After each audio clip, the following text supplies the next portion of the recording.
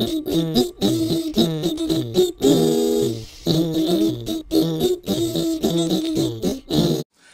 everybody, it's me, GhostCritic, and I'm back with my monthly segment on my channel called The Trade Union. For those of you who don't know what this section's about, I basically pick a graphic novel or a trade paperback at the beginning of the month, read it throughout the month, and then do a review of it for you guys, telling you, kind of a rough outline of what it's about, what I thought about it, will I pick up another volume of said trade, and then I invite you guys to either comment in the section below if you've read this book before or if you're interested in reading it, and for those more adventurous among you, be great if you did some reviews too. Quick thank you out to Jared Osborne, who did a review of the previous month's trade, which was Rat Queens Volume 1. He did a video with his thoughts and opinions on the book, and they were kind of different to mine, which is great. That's what this is all about. Pooling all our ideas, seeing other angles and other views. I've made a playlist of all these videos, and Jared's video is in there as well, so you don't have to go hunting for them all. And if you fancy doing a review on what I'm about to do, then please let me know. Put a link in the comments down below and I'll add you into that playlist too. So on to this month's book. It is Matt Kint's Mind Management. It's Volume 1 and it's called The Manager. It comes from Dark Horse, the Dark Horse Publishing Company. Gorgeous book, nice hardback, nice kind of tactile paper. I don't know why that appeals to me, but it feels like a really great product, and it's really cheap for the nice packaging that it's in. Well, how would I recommend this book to you? Well, if you like kind of conspiracy TV shows like The X-Files, if you like your movies a little bit high-octane action adventure in the kind of Bourne Identity franchise, and smothered in a lot of kind of lost TV show lunacy, you'll probably get Mind Management because it treads all those different paths and kind of mashes them all up to a very intriguing and exciting thriller, spy, espionage type tale. The premise of the book is the mystery of Flight 815, when on landing all the passengers bar 2 have lost their complete memory. They don't know how they've got on this plane or anything about their lives. There is one young child who remembers it all, and then there is one passenger who is missing from the flight.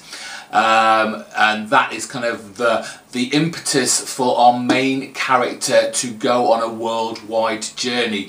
This is Maru. She's kind of like a journalist who initially wrote a book about the mystery of Flight 815, and this is her kind of wanting to do a follow-up book regarding that missing passenger.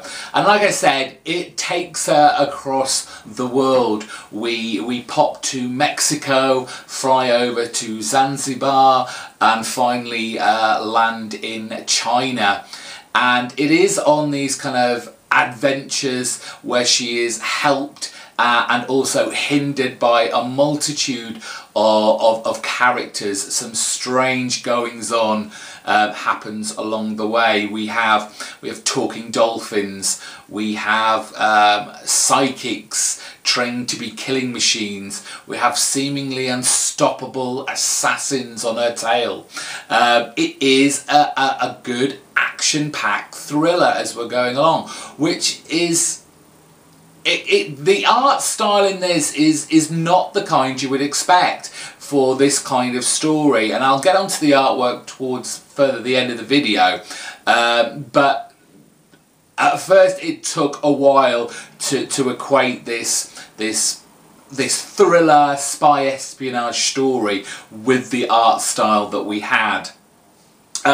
Along the way, without too many spoilers here, Maru uncovers the mind management program, which is kind of like this seemingly top secret government program that is training people with, I guess you could call them superpowers, though they're not of the kind of norm. And this is one of the great things, especially about this this package, this title, is at the end of every issue you have a kind of origin story for these characters, where they've come from, what their special power is. So you get a guy called the Futurist who can see stuff in the future. You have the Ad Man, who is able to create these advertisements and influence you one way or another, or the Animal Man Kid, or the Two Sisters, and they're all intriguing stories in and of themselves. And I believe there's about 4 or 5 volumes of this, and I would like to think that they that these characters will be more fleshed out as the series progresses and we get to see much more of them. All this kind of mind management top secret program and stuff, it does kind of raise some interesting questions, and I do wonder if Matkin had was kind of like doing some kind of social commentary here about the way that, whether unconsciously or consciously, how much we are influenced, not just by the people around us, but obviously by the kind of media manipulation in general. So it does raise some interesting conversations and topics. She eventually catches up with this missing passenger to try and kind of piece the last bit of the puzzle together and how everyone lost their memory. And while I'm not going to spoil this for you, we do find along the way that Maru might just have this certain power within her herself that she's not fully aware of yet, but that other people can see in her. And the ending is very open-ended, which clearly leads to, or must clearly lead to further storylines with her involved. Now, getting back into the idea of this artwork, it is a very unique kind of artwork. The only person that kind of comes close, I would say, to this artist's work is probably Jeff Lemire. It's this kind of, I can get a good look at that. It's a kind of rough line work with kind of this kind of watercoloured painted sketches. But to me, once I got used to it, it kind of added to this kind of dreamlike vibe that you get throughout the book, and eventually kind of added to the mystery, the kind of mythos that runs throughout the book. It's full of kind of like, suppose, Easter eggs, if you want to know a little bit more about the mind management program.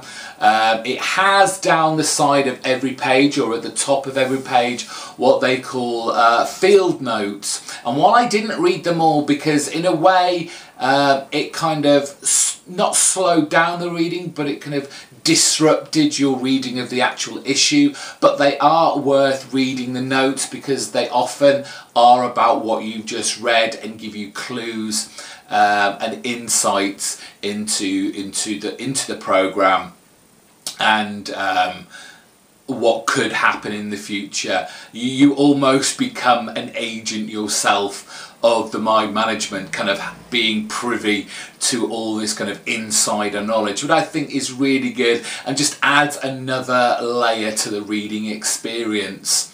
Will I be picking up volume 2? Damn right I will be. This was a very exciting thriller, a real page turner, and definitely worth looking out for if you've not already read it.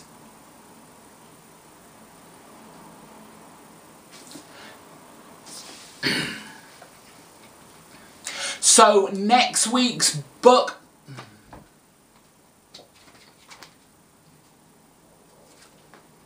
So the book that I've chosen for April's Trade Union is another Image title. It's volume 1 of Mark Millar and Goran Parlov's Starlight.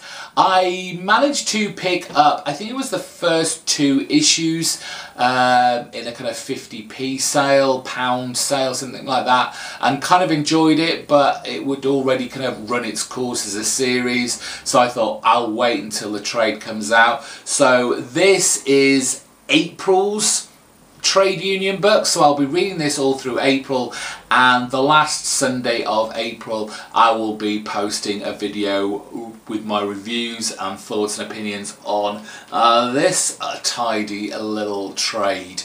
So hopefully you've either read this or were thinking about reading it, and this has been the push, and you can join me at the end of the month in telling us what we all thought of it. Until then, thank you for watching. I'll see you next time. Bye bye.